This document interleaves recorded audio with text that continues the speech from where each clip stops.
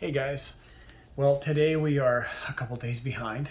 It's actually August 7th, but we are still on the August 5th reading.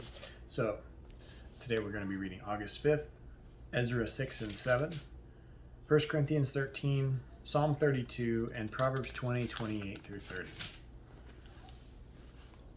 Ezra 6 and 7.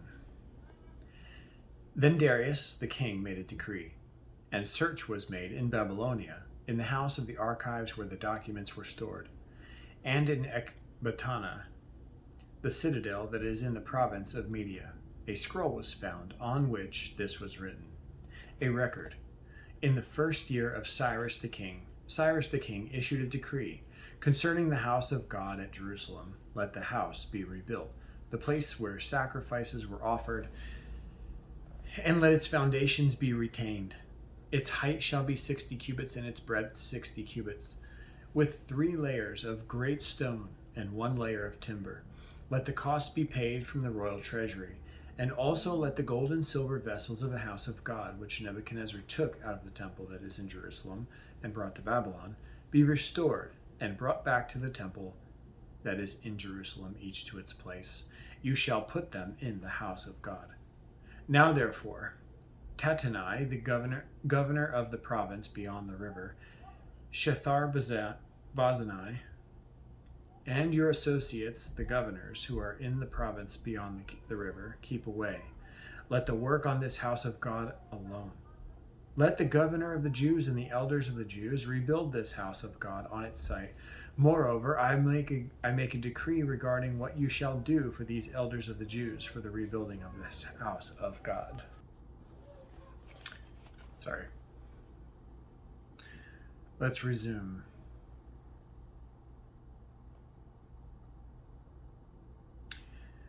Let the governor of the Jews, so we're resuming, Ezra 6, verse 7. Let the work on this house of God alone. Let the governor of the Jews and the elders of the Jews rebuild this house of God on its site. Moreover, I make a decree regarding what you shall do for these elders of the Jews for the rebuilding of this house of God. The cost is to be paid to these men in full and without delay from the royal revenue, the tribute of the province from beyond the river, and whatever is needed, bulls, rams, or sheep for burnt offerings to the God of heaven, wheat, salt, wine, or oil, as the priests at Jerusalem require, let that be given to them day by day without fail, that they may offer pleasing sacrifices to the God of heaven and pray for the life of the king and his sons.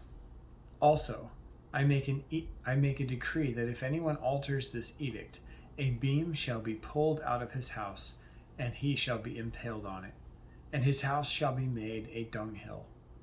May the God who has caused his name to dwell there overthrow any king or people who shall put out a hand to alter this, or to destroy this house of God that is in Jerusalem. I, Darius, make a decree. Let it be done with all diligence. Then, according to the word sent by Darius the king, Tattenai the governor of the province beyond the river, Shethar-Bozenai, and their associates did with all diligence what Darius the king had ordered. And the elders of the Jews built and prospered through the prophesying of Haggai the prophet and Zechariah the son of Iddo. They finished their building by decree of the God of Israel, and by decree of Cyrus and Darius and Artaxerxes, king of Persia. And this house was finished on the 3rd day of the month of Adar, in the 6th year of the reign of Darius the king. And the people of Israel, the priests and the Levites and the rest of the returned exiles, celebrated the dedication of this house of God with joy. They offered at the dedication of this house of God 100 bulls, 200 rams, 400 lambs, and as a sin offering for all Israel, 12 male goats, according to the number of the tribes of Israel. And they set the priests in their divisions and the Levites in their divisions for the service of God at Jerusalem, as it is written in the book of Moses. On the 14th day of the month, the returned exiles kept the Passover, for the priests and the Levites had purified themselves together. All of them were clean, so they slaughtered the Passover lamb for all the returned exiles, for their fellow priests, and for themselves. It was eaten by the people of Israel who had returned from exile, and also by everyone who had joined them and separated himself from the uncleanness of the peoples of the land to worship the Lord, the God of Israel. And they kept the feast of unleavened bread 7 days with joy for the Lord. For the Lord had made them joyful, and had turned the heart of the king of Assyria to them, so that he aided them in the work of the house of God, the God of Israel. Now after this, in the reign of Artaxerxes, king of Persia, Ezra, the son of Sariah, son of Azariah, son of Hilkiah, son of Shallum, son of Zadok, son of Ahitub, son of Amariah, son of Azariah, son of Marioth, son of Zariah, son of Uzai, son of Bukai, son of Abishua, son of Phinehas, son of Eleazar, son of Aaron, the chief priest. This Ezra went up from Babylonia. He was a scribe skilled in the law of Moses that the Lord, the God of Israel, had given, and the king granted him all that he asked, for the hand of the Lord his God was on him. And there went up also to Jerusalem in the 17th year of Artaxerxes the king some of the people of Israel, and some of the priests and Levites and singers and gatekeepers in the temples and the temple servants. And Ezra came to Jerusalem in the 5th month, which was in the 7th year of the king. For on this first day of the 1st month he began to go up from Babylonia. And on the 1st day of the 9th month he came to Jerusalem, for the good hand of his God was on him. For Ezra had set his heart to study the law of the Lord, and to do it, and to teach his statutes and rules in Israel. This is a copy of the letter that King Artaxerxes gave to Ezra the priest, the scribe, a man learned in matters of the commandments of the Lord, and his statutes for Israel. Artaxerxes, king of kings, to Ezra the priest, the scribe of the law of the God of heaven, peace.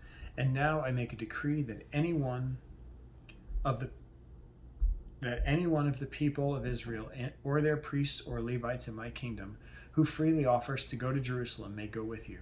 For you are sent by the king and his 7 counselors to make inquiries about Judah and Jerusalem according to the law of your God, which is in your hand, and also to carry the silver and gold that the king and his counselors have freely offered to the God of Israel, whose dwelling is in Jerusalem, with all the silver and gold that you shall find in the whole province of Babylonia, and with the freewill offerings of the people and the priests vowed willingly for the house of their God that is in Jerusalem.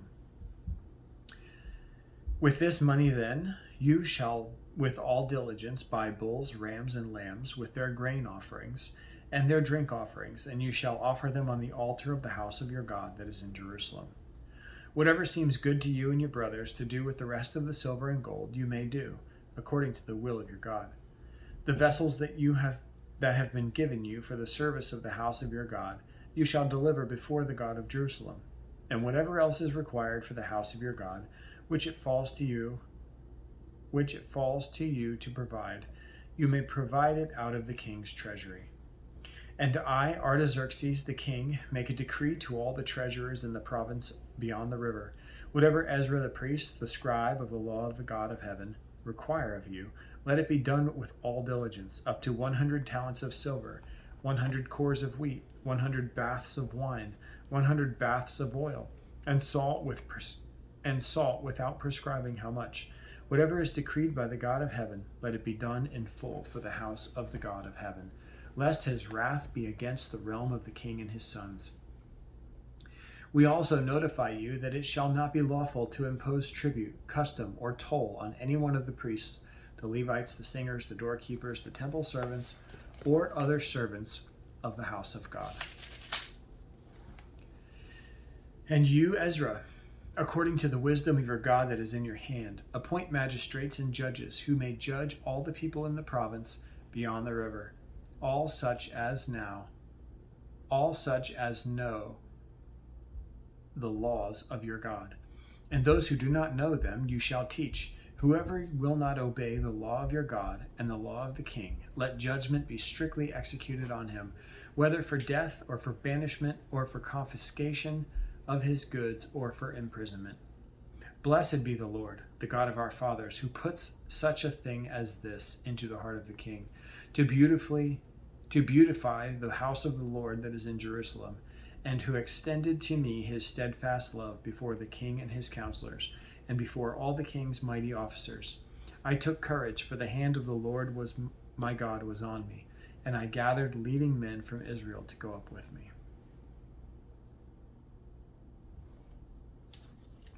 1 Corinthians 13.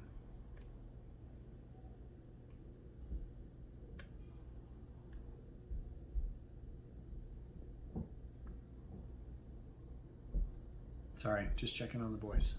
1 Corinthians 13.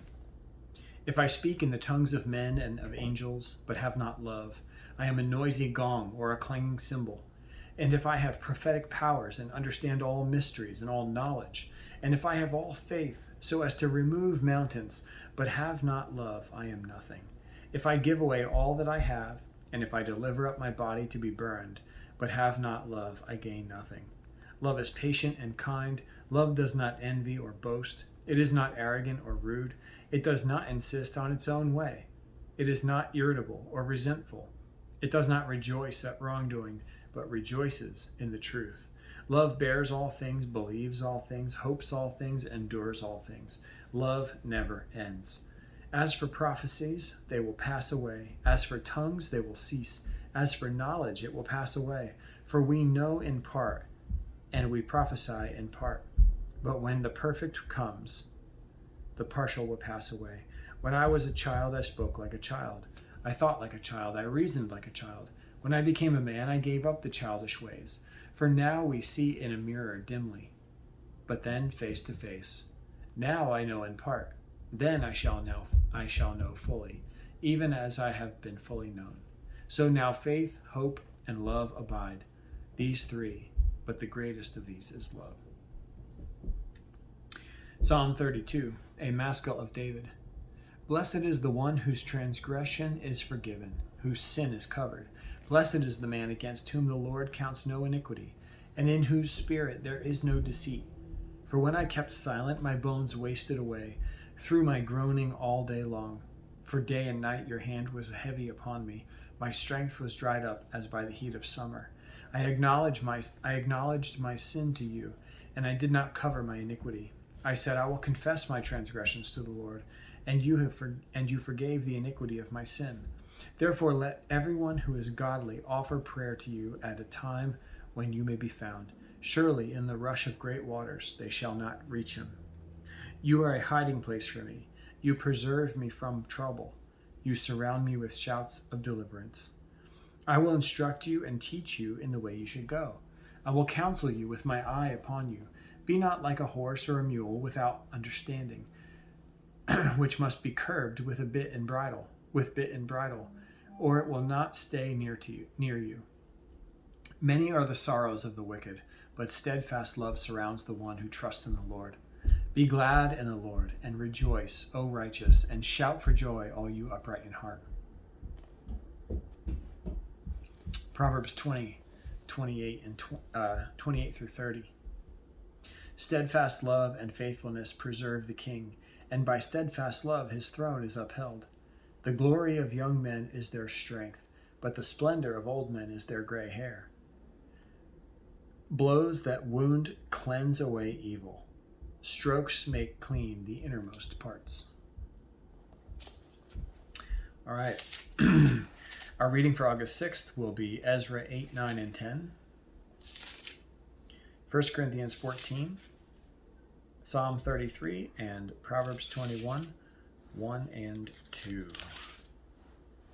So I will see you back here tomorrow for August 6th. See you then.